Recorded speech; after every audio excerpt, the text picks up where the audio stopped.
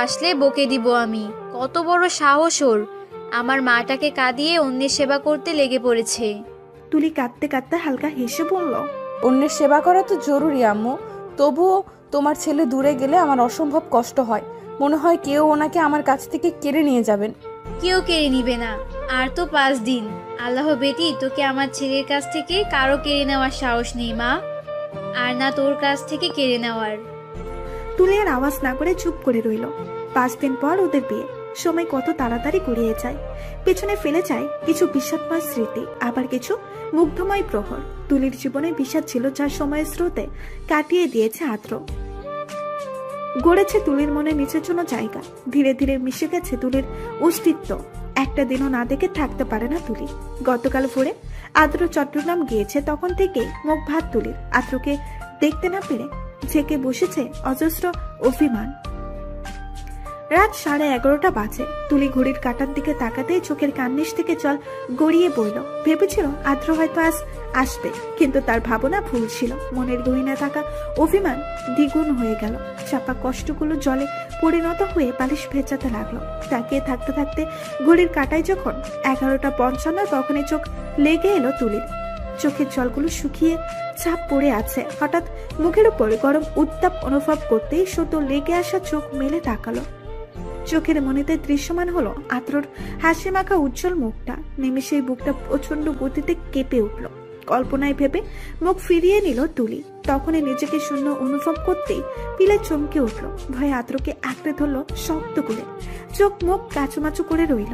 নিজের রুমে এনে তুলিকে বিছানায় বসিয়ে দিল আদ্র।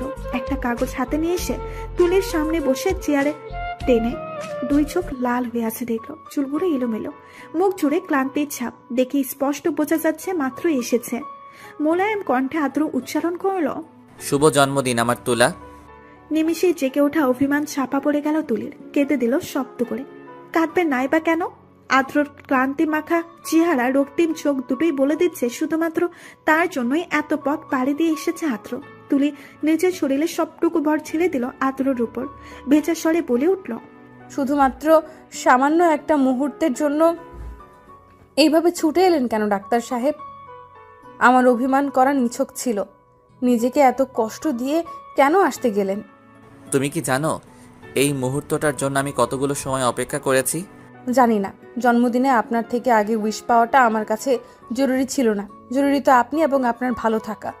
তুলির মুখটা বুক থেকে তুলে এক হাত নিয়ে গালে রাখলো আদ্র।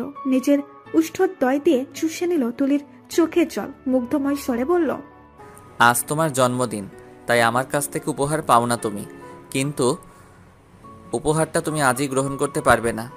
তুলি অবাক হয়ে তাকিয়ে আছে আদ্রর দিকে। পাশ থেকে কাগজটা আদ্র বাড়িয়ে দিল তুলির কাছে। তুলির মস্তিষ্ক কিছুই ধারণ করতে পারছে না। কি করতে চাইছে আদ্র? উপহার কি এই কাগজটা? আবার গ্রহণ করতে পারবে না, এটা কেমন কথা? কলম এগিয়ে দিতেই তুলি না করে সাইন করে দিল কাগজটাতে। তারপর আদ্রর হাতে ধরিয়ে দিল। একটু ঝুঁকে তুলির কপালে কপাল ঠেকালো আদ্র। দুজনের ঠোঁটের কিসমিত মাত্র দূরত্ব। নিজের মাদকতাময় চোখগুলো আদ্র স্থাপন করলো তুলির ডাগর ডাগর আঁখিতে। কোনোভাবেই চোখ সরিয়ে নিতে পারছে না তুলি। তুলি বেগে ছুটে চলেছে হৃৎপিণ্ডের হৃদস্পন্দন। কেন সে পারে না আদ্রর মোহ উপেক্ষা করতে? আবার কেন এত ঝড় উঠে আদ্র কাছে আসলে? এই ঝড় কি সারা জীবন বয়ে যাবে অন্তর জুড়ে? প্রশান্তির আবেশিত বাতাসে তুলির মনে প্রবলভাবে ভেসে বেড়াতে লাগলো তুলির একটু একটু করে জড়ো হওয়া অনুভূতিগুলো। আদ্রর কণ্ঠস্বর শুনে ঠোঁটের কান্নিসে হাসি ফুটল। না পড়েই সাইন করে দিলে? আপনার প্রতি অগাধ বিশ্বাস আছে তো আদ্র। সবকিছু ধোঁকা দিলেও আমার অস্তিত্ব আমাকে ধোঁকা দিবেন না। স্নিগ্ধ সুবাসিত হাওয়ায় ছেয়ে গেল আদ্রর হৃৎপিণ্ড। ঠোঁটে তৃপ্তির হাসি। তুলির কৃষ্ণবনে চোখের মায়ায় ডুব দিতে ইচ্ছে করছে তার। কারো সাধ্য নেই আটকে রাখার, তবুও কোনো তাড়াহুড়া চায় না সে। গুছিয়ে শুরু করতে চায় সবকিছু। তুলির ঘাড়ের পেছনে হাত রেখে নিজের আরেকটু কাছে টেনে নিল। ঠোঁটে ছোট্ট একটা চুমু খেয়ে বলল, তুমি নিজের উপহারটা না দেখে আমায় রিটার্ন গিফট দিয়ে দিলে তুলা। আদ্রর কথাটা তুলির কর্ণধার হয়নি। তুলি তো আদ্রর নীলাভ চোখের মাদকতায় নিজেকে হারিয়ে ফেলছে। আলতো সেই স্পর্শটা শরীরে শিহরণ জাগিয়ে তুলছে। মনটা ক্রমাগত চাইছে আরো গভীরভাবে হারিয়ে যেতে। চোখ বুঝতে প্রচন্ড বেগে কিছু আওয়াজ এসে ধাক্কা খেলে তুলির কানে। হসপচিয়ে উঠল তুলি। চোখ মেলতেই সামনে আর আদ্রকে আবিষ্কার করলো না। তুলির চোখ ছাপিয়ে জল নেমে এলো। কষ্টের অশ্রু নয়, এই অশ্রুগুলো সুখময় কিছু মুহূর্তের সাক্ষী। চোখ মেলে সম্মুখে আদ্রকে আবিষ্কার না করলেও আঁখে দয়ে ভেসে উঠেছে পরিচিত কিছু মুখ। অতিশয় ভয়ে চুপসে যাওয়া মনটা নিমিষেই সতেজ হয়ে উঠল। আনন্দের জল গড়াতে লাগলো মনের গহিনা। এত বড় সারপ্রাইজ তো তুলি কখনো পায়নি। আহান, ঝুমু, সায়রা বেগম, রাতিব সাহেব, আমরিন, নিবিড়, অন্ত, পায়েল, ইনসিতা, রনক, রিমি, সাগর সবাই হাসি মুখে দাঁড়িয়ে আছে। রাতিব সাহেবের হাতে একটা চকলেট কেক। এত রাতে সবাইকে নিজের চোখের সামনে দেখতে পেয়ে মুখে হাত চেপে কেঁদে দিল তুলি। বিশেষ করে আহান ও ঝুমুকে দেখতে পেয়ে তুলি বিস্মিত।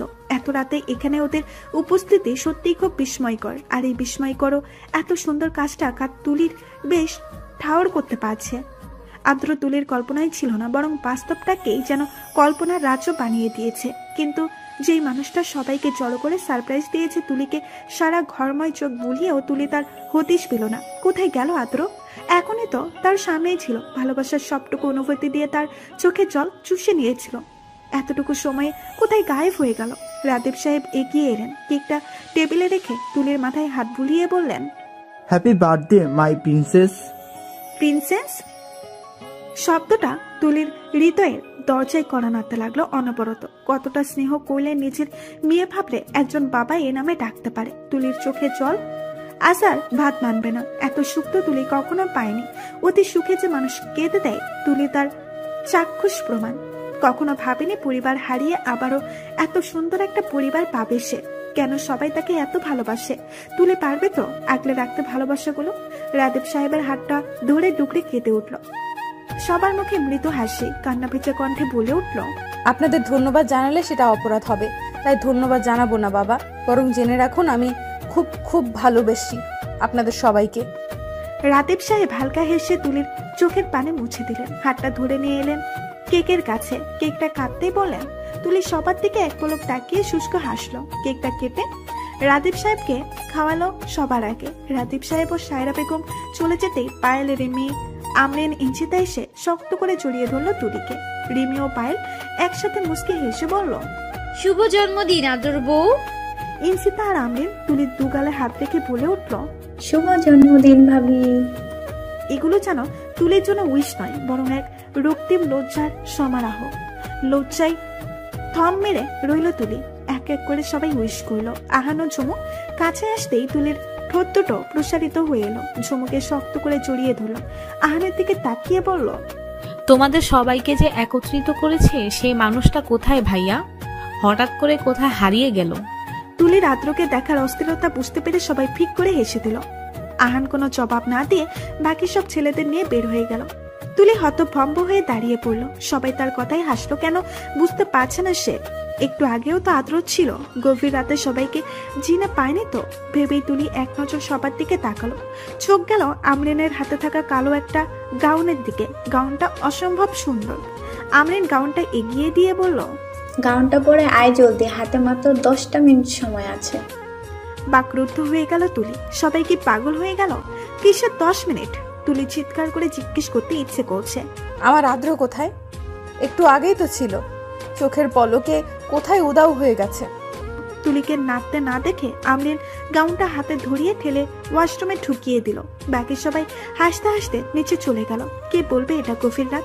এই বাড়িতে অবস্থান থাকা প্রত্যেকটা মানুষের জন্য যে এটা খুশির রাত। আর এই খুশিতে ঘুমো যে পালিয়ে গেছে। তুলি মাত্র কয়েক মাসে সবার হৃদয়ে থাকা জায়গা করে নিয়েছে। গাউনটা পরে বের হয়ে আসতে আমরিন সুন্দর করে তুলির চুলটা বেঁধে দিল। বেনুনি করে ঘাড়ের এক পাশে রাখলো। তুলিকে দাঁড় করিয়ে একটা কালো ফিতা দিয়ে চোখটা বেঁধে দিল। আটকে উঠলো তুলি। আমরিনের হাত চেপে ধরে বলল, কি করছিস? চোখ কেন বেঁধে দিলি? মুচকি হাসলো আমরিন। তুলিকে ধরে হাঁটতে হাঁটতে বলল, নিশিরাতে তোর পরীক্ষার পালা। তুলি না বুঝে এক নাগারে প্রশ্ন করতে লাগলো। আমরিন কোনো জবাব না দিয়ে তুলিকে বাহিরে নিয়ে আসলো। ছেড়ে দিতেই তুলি ভয়ে উচ্চস্বরে ডেকে উঠলো আমরিনকে। কোনো সারা শব্দ নেই আমরিনের, তবে দূর থেকে ঝিঝি পোকার ডাক ভেসে আসছে।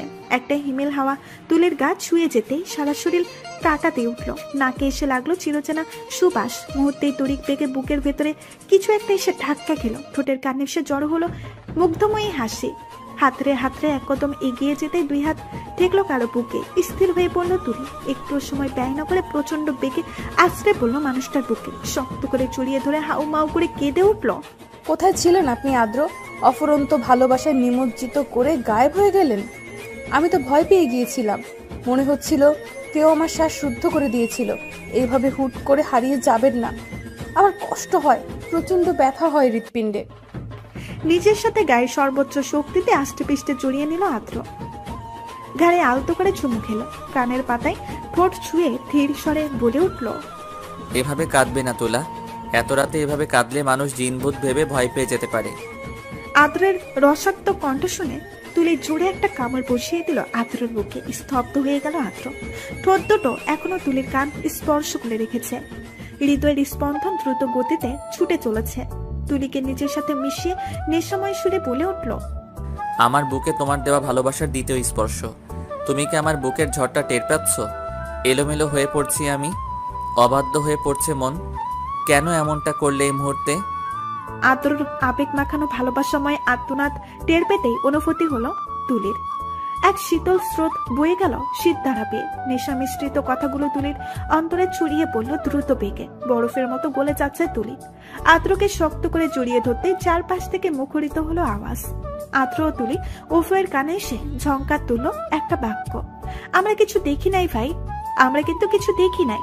বাক্যটা কানে পৌঁছাতেই দুইজন দুইজনকে ছেড়ে দিল। চোখ থেকে কালো কাপড়টা সরাতেই আদ্রকে দেখে অসীম মুগ্ধতা এসে গ্রাস করে নিল তুলিকে। কালো জ্যাকেটে আদ্রকে ভীষণ সুন্দর লাগছে। তুলি ইচ্ছে করছে আদ্রকে লুকিয়ে ফেলতে। এত সুন্দর হতে পারে একটা ছেলে। নিজের উপরে লাল গোলাপের পাপড়ি পরতেই ঘর থেকে বেরিয়ে এলো তুলি। চারিদিকে তাকিয়ে দেখলো সবাই ওদের উপরে গোলাপের পাপড়ি ছিটাচ্ছে। এত এত সুন্দর মুহূর্তে তো তুলি তার কোনো জন্মদিনেই পায়নি। এসব মুহূর্ত শুধুমাত্র একটা মানুষের জন্যই পেয়েছে তুলি। সারা জীবন এই মানুষটাকে পাশে চায় তার। কোনোদিনও যেন বিচ্ছেদ না আসে, এটাই আল্লাহর কাছে একটা চাওয়া তুলির। আদ্র সবাইকে তাড়া দিয়ে বাইকে উঠল। একে একে সবাই বাইরে উঠে গেল। তুলি এখনো মুগ্ধ চাহনি নিক্ষেপ করে রেখেছে আদ্রর দিকে। হাতে টান পড়তে আদ্রর পেছনে উঠে বসলো, কিন্তু গ্রাউন্ডটা সামলাতে বেশ বেগ পেতে হচ্ছে তার। আদ্র নেমে গ্রাউন্ডটা ঠিক করে দিল। উঠে বাইক স্টার্ট দিতেই বাকি সবাই স্টার্ট দিয়ে বেরিয়ে গেল। তুলির জীবন বাইকে ওঠা প্রথম। ভয়ে আদ্রর দুই বাহু জড়িয়ে চোখ বুঝে আদ্রর পিঠে মুখ গুজে ফেললো তড়িঘড়ি করে। বুকটা ধরপড় করতে লাগলো আদ্রর। এই মেয়েটা তার হাত অ্যাটাক করিয়ে দম নেবে। আলতো হেসে বাইক চালাতে চালাতে বলল, মাথা উঠিয়ে রাতের আধারটা অনুভব করো তুলা। আমার ভয় লাগছে, যদি পড়ে যাই। আমি থাকতে কিসের ভয়? একটা আচরও লাগতে দি। স্থিরতা সাবলীল ভাবে বলল, তুলা, একবার মাথা তুলো। মনে জড়ো করে নাও প্রখর অনুভূতি মেশানো এই ঘোর অমানিসাটাকে। কেমন হাতছানি দিয়ে যাচ্ছে প্রতিবার। আদ্রকে জড়িয়ে ধরে রেখে মাথা তুলল তুলি। তীব্র বাতাসে তুলির অবাতে পড়ে থাকা চুলগুলো উঠতে লাগলো। অসম্ভব রকম ভালো লাগা ছেয়ে গেল মন প্রাণ ছুঁয়ে। বাতাসের বেগে কানে এসে যেন কেউ চুপিসারে বলে যাচ্ছে, তুই অমানিসার মাঝেও এক মুঠো আলো। যে আলোতে তোর ডাক্তার সাহেবের ঠোঁটের কোণে হৃদয় নাড়ানো হাসির ঝলক দেখা যাচ্ছে। আনমনেই হাসলো তুলি। আদ্রর পিঠে মাথা এলিয়ে বলল, আপনি ডাক্তার হলেন কেন ডাক্তার সাহেব? তুলির অদ্ভুত প্রশ্নের ঠোঁট দুটো প্রসারিত হয়ে এলো আদ্রর। এই মেয়ের অদ্ভুত কথাগুলো আরো মন কেড়ে নিয়েছে তার। এমন প্রশ্ন কেন? আপনি বাইক চালাতে পারেন, আবার আপনার চোখ দুটো নেশা ধরানো। দেখতেও খুব খুব হ্যান্ডসাম আপনি। আপনার না নায়ক হওয়া উচিত ছিল। ডাক্তার কেন হলেন? বাবার ইচ্ছে ছিল তাই। বিস্ময়ে জড়ীভূত হয়ে গেল তুলি। নরম স্বরে বলে উঠল, বাবাকে খুব ভালোবাসেন তাই না? তাহলে এইভাবে অভিমান চেপে রেখেছেন কেন? আপনি জানেন কিন্তু কে যেভাবে পারছে ধুয়ে দিচ্ছে। বেচারা অন্ত চুপ করে সব সহ্য করে নিচ্ছে। আদ্র তুলির হাত ধরে এগিয়ে এসে পায়েলকে থামালো। কি হয়েছে পায়েল? কি আর হবে, তোর এই ফালতু ফ্রেন্ড বাইকও ঠিক মতো চালাতে পারে না। আমার কোমরটা শেষ। এত যত্ন করে ভালোবেসে চালিয়ে আনলাম, তবু এমন বললা বউ? আজ ভালোবাসি বলে এত অত্যাচার সহ্য করি, নয়তো কবে উগান্ডাতে বাড়ি জমাতাম। অন্তর কথা শুনে সবাই হেসে লুটোপুটি খাওয়ার অবস্থা। আদ্র হাসতে হাসতে বলল, হয়েছে চল, আজ কিন্তু আমার বউয়ের বার্থডে। অন্তত ওর খাতিরে ঝগড়া অন্য একদিন করিস। আপাতত মনের খাতায় লিখে রাখ। আরেক দফা হাসির রোল পড়ে গেল। গেট খুলে ভেতরে প্রবেশ করলো সবাই। শহর থেকে কিছুটা দূরে বাড়িটা, বেশ বড় না, 3টা কক্ষের একতলা একটা বাড়ি, চারিদিকে ফুলের সমারোহ। বাগান বাড়ি বললেও ফুল হবে না। ঘুরে ঘুরে পুরোটা বাড়ি দেখলো তুলি। চোখ জুড়িয়ে গেল তার। আদ্রর হাতটা চেপে ধরে উচ্ছ্বাসিত কণ্ঠে বলে উঠল, বাড়িটা কার আদ্র? তোমারও আমার। অবাক হলো তুলি, বিস্ময়ের সাথে বলল, আমাদের মানে? সবাই ড্রয়িং রুমে বসে আড্ডা দিচ্ছে। তুলি ও আদ্র বাড়ির পেছনের দিকটাই। পেছন থেকে তুলির পেটে 2 হাত রেখে জড়িয়ে ধরলো আদ্র। হালকা কেঁপে উঠলো তুলি। পেটে বিরাজমান আদ্রর হাতের উপরে হাত চেপে ধরল। ছোট্ট এই বাড়িটা আমি আমাদের জন্য বানিয়েছি। মাঝে মাঝে দুজন এসে ছোট্ট একটা সংসার গড়ে যাব, রেখে যাব আমাদের ভালোবাসার হাজারো স্মৃতি। তুলির মনে উদয় হলো কাগজের ব্যাপারটা। তৎক্ষণাৎ প্রশ্ন করলো, কাগজগুলো কি এই বাড়ির ছিল? হুম, কাগজটা তো আমাদের সংসার জীবনে পদক্ষেপের প্রমাণ ছিল। কথাটা বোধকাম্য হলো না তুলির। আদ্রর কথায় রহস্য ভরপুর মনে হচ্ছে তার নিকট। মানেটা না হয় বিয়ের দিনই জেনে নিও তোলা। ব্যাগ নিয়ে পরিপাটি হয়ে তুলি দ্রুত বেগে নিচে আসলো। আহান ও ঝুমো মাত্র সবার থেকে বিদায় নিয়ে বের হচ্ছিল। তখনই তুলি হাঁপাতে হাঁপাতে পিছু ডাকলো। থমকে গেল আহান ও ঝুমো। তুলির হাতে ব্যাগ দেখে প্রচন্ড অবাক হলো সবাই। সায়রা বেগম কাছে এসে বিস্মিত গলায় বললেন, তুই কোথায় যাচ্ছিস তুলি? আম্মু, আমি কুমিল্লা যাব আহান ভাইয়ের সাথে। এক নিঃশ্বাসে কথাটা বলে থামলো তুলি। তুলির জবাব শুনে স্থবির হয়ে গেল সায়রা বেগম। বাকি সবাইও ব্যাপক বিস্মিত। আমরিন এগিয়ে এসে বলল, পাগল হয়েছিস তুলো? 2 দিন বাদেই তোর বিয়ে, পরশু দিন গায়ে হলুদ, এখন তুই কুমিল্লা যাবি? বিয়ে বলেই তো যেতে চাচ্ছি। বিয়ের আগে একবার নিজের জন্মস্থানে যেতে চাই। উনি তো যেতে দিত না, এখন যখন সুযোগ পেয়েছি মিস করতে চাই না। আজ আর কালকেরই তো ব্যাপার। পরশু ঠিক সকালে আহান ভাইয়া, মামা, মামি, খালামণির সাথে চলে আসব। তোর মাথাটা খারাপ হয়ে গেছে? জ্বরের ঘরে আবল তাবল বকছিস। ভাইয়াকে কিন্তু আমি বলিনি যে তোর জ্বর এসেছে। উনি সকাল সকাল ইমার্জেন্সি থাকায় বের হয়ে গেছে। একবারও যদি জানতে পারেন তোর জ্বর হয়েছে, কোথাও যাওয়ার তো দূরের কথা, ঘর বন্দি করে রাখবে তোকে। ওয়েট, আমি এক্ষুনি বলছি। আমরিন ফোনটা বের করতেই তুলি খপ করে ছিনিয়ে নিল। করুণ স্বরে সবার দিকে তাকিয়ে বলে উঠল, আব্বু আম্মু, আমাকে যেতে দাও প্লিজ। আমার খুব ইচ্ছে করছে একবার বাড়িতে যেতে। আমায় যেতে দাও প্লিজ। আমার জ্বর সামাল দেওয়ার অভ্যেস আছে। আমি একদম ঠিক আছি। গায়ে হলুদের দিন সকালে আমি চলে আসব। সায়রা বেগম এগিয়ে এসে কপালে হাত দিয়ে দেখলেন জ্বর কিছুটা কমেছে। সকালের দিকে জ্বর এসেছে। আদ্র শুনলে সব ফেলে ছুটে চলে আসবে, অস্থির হয়ে পড়বে। তাই সায়রা বেগম আর জানায়নি। নিবিড় কিছু মেডিসিন দিয়েছে, আর উনি যতটুকু পেরেছেন সেবা করেছেন তুলির। 1 ঘন্টা আগেও যে মেয়েটা বিছানা থেকে উঠতে পারছিল না, এখন কুমিল্লা যাওয়ার জন্য পাগল হয়ে গেছে। নিজের জন্মস্থানের প্রতি সবারই আলাদা টান থাকে। তুলির ক্ষেত্রেও তেমনটাই। মেয়েটার করুণ চাহনি অপেক্ষা করতে পারলেন না তিনি। আবার ছেলের জন্য চিন্তা হচ্ছে। বাড়িতে এসে তাণ্ডব চালাবে তুলিকে দেখতে না পেলে। তবুও তিনি তুলির আবদার ফেলতে পারলেন না। গালে হাত রেখে বললেন, সাবধানে যাস। আদ্র আসলে কি করবে আমি জানি না, এখন তো তুই জানিস। কিন্তু আদ্র আসার পর যা হবে তার জন্য কিন্তু আমি দায়ী হব না, বলে দিলাম। তুলি তো খুশিতে আত্মহারা হয়ে গেল। সায়রা বেগমকে শক্ত করে জড়িয়ে ধরে বলে উঠল, অসংখ্য ধন্যবাদ আম্মু। আমি কিন্তু আবার ফিরে আসব তোমাদের মাঝে।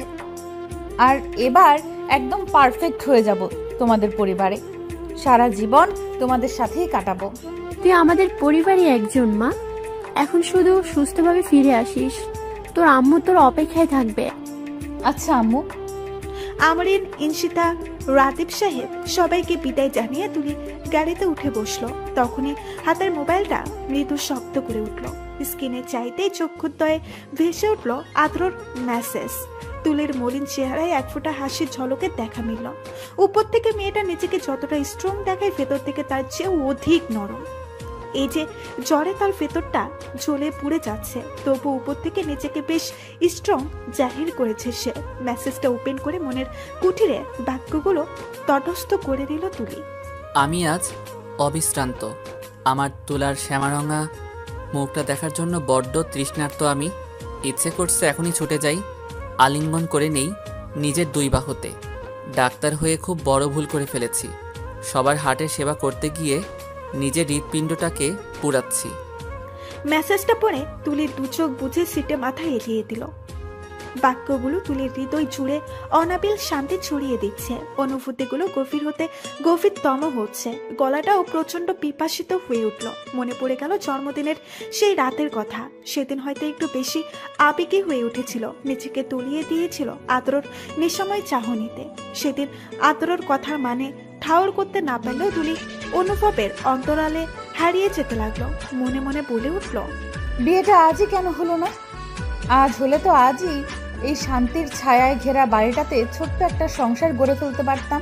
সবাইকে দেখিয়ে বলতে পারতাম এটা আমার ডাক্তার সাহেবের বানানো শুধু একটা বাড়ি নয়, এটা তো আমাদের ভালোবাসার চাদরে মোড়ানো ছোট্ট একটা ভালোবাসাময় সংসার। ঘাড়ের কোমর ঠোঁটের স্পর্শ পেতেই ভাবনার অন্তর থেকে বেরিয়ে এলো তুলি। দুই চোখের পাতা এক করে পেটে বিচরণ করা আদরের হাতটা খামছে ধরল। শুকিয়ে কাঠ হয়ে যাওয়া কণ্ঠে অস্ফুট স্বরে ডেকে উঠল, ডাক্তার সাহেব, আপনি আমার হৃদয়ের সুবাসিত ফুল। যেই ফুলের সুবাসে আমার মন অবাধ্য হয়ে পড়ে প্রতিবার, প্রাণপণে ছুটে যায় সুবাসিত সেই ফুলকে একবার শুধু একটিবার অনুভবে ছোঁয়ার আশায়। প্রেমময় বাক্যগুলো নিজের অজান্তেই গড়গড় করে বলে বসলো তুলি। রোবটের মতো দাঁড়িয়ে আছে আদ্র। তুলির পেটে রাখা হাত দুটো ঢিল হয়ে এসেছে। অনুভূতিগুলো নিমিশে যেন থমকে গেল। আদ্রর কোনো রেসপন্স না পেয়ে তুলি লজ্জায় চুপসে গেল। এতক্ষণে বুঝতে পারলো অতিরিক্ত আবেগে তার ভালোবাসায় সিক্ত হওয়ার কেমন কথা বলে বসেছে। ধীরে ধীরে আদ্রর দিকে ঘুরে তাকাতেই চাঁদের আলোয় চোখে পড়লো আদ্রর ঠোঁটের কোণে ফুটে থাকা মুগ্ধময় হাসিটা।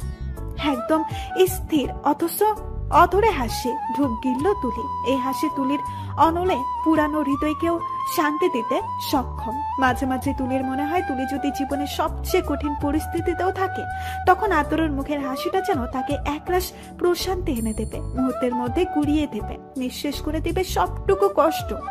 আদরের জ্যাকেট খামছে ধরে অপলক দৃষ্টিতে তাকিয়ে রইল তুলি। কোনো হেলদোল নেই আদরের। এবার বেশ সংশয়ে ভুগছে তুলি। কথাটা কেমন প্রভাব বিস্তার করেছে আদরের মনে সঠিক বুঝতে পারছে না সে।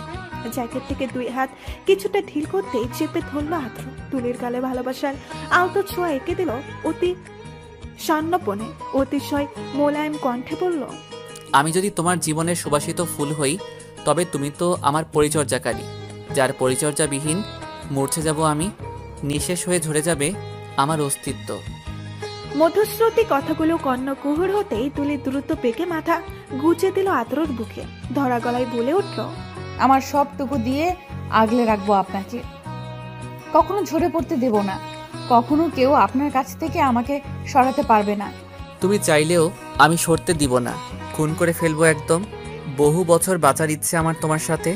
নিস্তব্ধ অনুভূতি নিয়ে নিঃস্ব হয়ে রইল তুলি। খুন হতেও রাজি সে আদ্রর হাতে, কারণ আদ্রকে ছাড়া সে যে নিজেই বিলীন হয়ে যাবে। চোখ বুঝে আদ্রর হৃদ স্পন্দন অনুভবে মক্ত হয়ে পড়ল। অচমকা হাতের টান পড়তেই নড়ে উঠল তুলি। চোখ মেলে তাকাতেই দেখলো ঝুমুর ঠোঁট নাড়ানো। কিছু হয়তো বলছে, কিন্তু ভাবনায় এতটাই বিভোর ছিল তুলি কিছুই শোনেনি। গাড়িও কখন থেমেছে সেই খেয়ালও নেই। ভালো করে উঠে বসতেই ঝুমু বলে উঠল, ঠিক আছো তুলি? ঠিক আছি ভাবি। কিছু বলছিলে? তোমার ভাইয়া বলছিল কিছু খাবে কিনা। পানি খাবো ভাবি। আচ্ছা, পানি নিয়ে আসতে বলছি আমি। আর কিছু খাবে না? আহান বাহিরে দাঁড়িয়ে আছে। আর কিছু লাগবে না ভাবি। আর কিছু না বলে বাইরের দিকে তাকিয়ে রইল তুলি। আদ্রকে সামান্য সময়ের ব্যবধানেই খুব মিস করছে মেয়েটা। ইচ্ছে করছে ফিরে যেতে, আবার ইচ্ছে করছে একটা দিন কুমিল্লায় কাটাতে। বিড়বিড় করে বলল, আমি আপনার টানে আবারও ফিরে আসবো আদ্র, আবারও ফিরে আসবো আপনার ভালোবাসা পাওয়ার লোভে। রুগী দেখা শেষ করে তড়িঘড়ি করে মোবাইলটা পকেটে ঢুকিয়ে হসপিটাল থেকে বেরিয়ে এলো আদ্র। মেজাজটা তুঙ্গে উঠে আছে তার। বুকের বাঁ পাশটায় আজ মৃত ব্যথা করছে। মনটা কেমন শূন্য শূন্য হয়ে আছে। তার বিশেষ কারণ হলো সকাল থেকে তুলিকে দেখতে না পারাটা। মেয়েটার বাচ্চা বাচ্চা কণ্ঠটাও আজ শোনেনি সে। ভীষণ বিরক্ত লাগছে তার নিজের পেশার উপর। সকালে বেরিয়ে এসেছে। উঠি শেষ করে রুগী দেখা কমপ্লিট করে মাত্র স্বস্তির নিঃশ্বাস ফেললো। অজস্র ক্লান্তি ভর করে রেখেছে। আদ্রর এই ক্লান্তগুলো তুলিকে এক নজর দেখলেই যেন সেরে যাবে। গাড়িতে উঠে নিলে কোথা থেকে সামিরা দৌড়ে এসে উপস্থিত হলো। ভ্রু কুঁচকিয়ে তাকালো আদ্র। সামিরা হালকা হেসে বলল, কেমন আছো আদ্র? এখন এসব বলার সময় নেই আমার হাতে। সোজা সবটা জবাব দিয়ে গাড়িতে উঠে বসলো আদ্র। সাথে সাথেই সামিরা পাশে ছিটে উঠে বসলো। প্রচন্ড অবাক হল আদ্র, রক্তিম হয়ে আসলো দু চোখ, দাঁতের দাঁত চেপে বলল, এগুলো কেমন ফাজলামি? তুই আমার গাড়িতে কেন উঠেছিস? আসলে তোমাদের বাসায় যাব ভাবিকে দেখতে।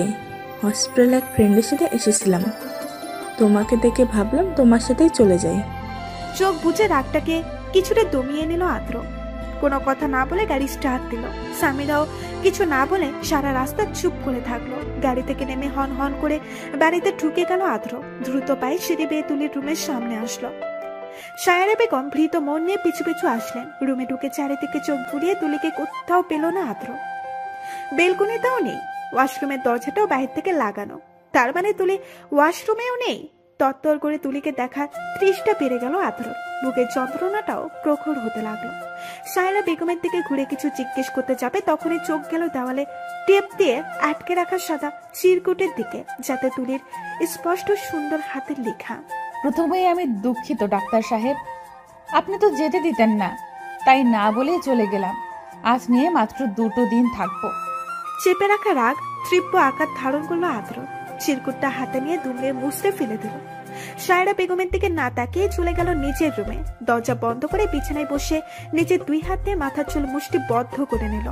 যার কাছে ছুটে এলো চোখে তৃষ্ণা মেটাতে, সেই গায়ের হাতের কাছে ফ্লাওয়ার বাসটা খুব জোরে দেওয়াল বরাবর মেনে দিল। ঝাপ প্রচন্ড আওয়াজ তুলে খন্ড খন্ড হয়ে পড়ে রইল ফ্লোরে। পকেট থেকে মোবাইল বের করে তুলিকে কল দিতেই ফোন বন্ধ পেল। চচ্চর করে রাগ চেপে বসলো মাথায়। নিজেকে এলোমেলো লাগছে আদ্র। ক্লান্তি রাগ সব মিলিয়ে বৃত্তিষ্টাই ছিয়ে গেছে মনটা। দক্ষিণা হাওয়ার তালে তালে তুলির চুলগুলো অবাধে উড়ছে। ছাদের কার্নিশ ঘেঁষে দাঁড়িয়ে আছে অনেকক্ষণ যাবৎ। দুপুর গড়িয়ে বিকেল হয়ে গেছে। প্রখর রোদ্দুরের তাপের অস্তিত্ব বিলীন হয়ে গেছে। আকাশের দিকে তাকিয়ে থেকে কল্পনায় আঁকছে আদ্রর হাস্যোজ্জ্বল চেহারাটাকে। মনে পড়ে যাচ্ছে আদ্রর প্রথম দিনের বলা সেই কথাটা। আজকাল তার কাছে তুলির নামের চেয়ে তুলা নামটাই বিশেষ পছন্দ। মাত্র কয়েক ঘন্টা অতিবাহিত হয়েছে, কিন্তু এখন তুলির দম বন্ধ হয়ে আসছে আদ্রকে ছাড়া। নিজেকে শূন্য শূন্য লাগছে। মনে হচ্ছে এই বুঝি নিঃশ্বাসটুকু সঙ্গে ছেড়ে দিবে। কোনো মতে রাতটা পার করে ফিরে যাবে তুলি।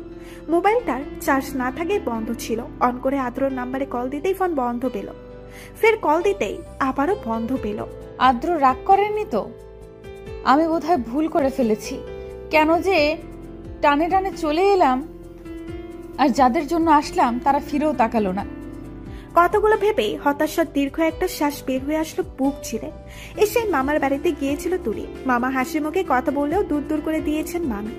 আহানের কাছ থেকে জানতে পারলো এতদিন সব খরচ সবকিছুর দায়িত্ব আদ্র গ্রহণ করেছে। তুলির মামা 1 টাকাও খরচ করেনি তুলিকে ঢাকা পাঠানোর পর। নিজের পাওনা থাকার সত্ত্বেও তুলি কিছু বলতে পারেনি। বলবেই বা কিভাবে? এই মানুষগুলো তো তার আপনজন। 1 টাকাও চায় না তুলির। তার জীবনের সব চাওয়া তো আদ্রকে ঘিরেই। কাঁধে কারো স্পর্শ পেয়ে গড়িয়ে পড়া জলটুকু মুছে নিল তুলি। পেছনে ফিরে ঝুমুকে দেখতে পেয়ে বলে উঠল, আমি তো সেই কখন থেকেই রেডি হয়ে ছাদে দাঁড়িয়ে বাতাস খাচ্ছিলাম। এতক্ষণ লাগলো তোমার? তুলির কথায় মৃত হাসলো ঝুমু। গালে হাত রেখে বলল, চলো। রাত 11টা বাজে। আহানের রুমে ঝুমু ও খালামনির সাথে আড্ডা দিতে ভীষণ ব্যস্ত ছিল তুলি। আড্ডায় কেন্দ্রবিন্দু ছিল আদ্র ও তার পরিবার। সবার সম্পর্কে নতুন করে বলতে বলতে হাঁপিয়ে উঠেছে। ওনারা চিনলেও আদ্রর পরিবারকে নতুন করে উপস্থাপন করলো। আদ্রর কথা বলতে গিয়ে মনে ভীষণ ভালো লাগা লজ্জা দুটোই করছিল, যার প্রভাব এখনো বর্তমান বুকটাও হাহাকার করছে। এই নিশে রাতে ছুটে যেতে মন চাইছে আদ্রর কাছে। কাল সকালে বেরিয়ে পড়বে ঢাকার উদ্দেশ্যে। চাপানো দরজা ঠেলে রুমে প্রবেশ করতে অন্ধকারের মাঝে হারিয়ে গেল তুলি। হাতড়ে হাতড়ে লাইট অন করতে কেউ প্রচন্ড জোরে চেপে ধরে নিজের সাথে মিশিয়ে নিল।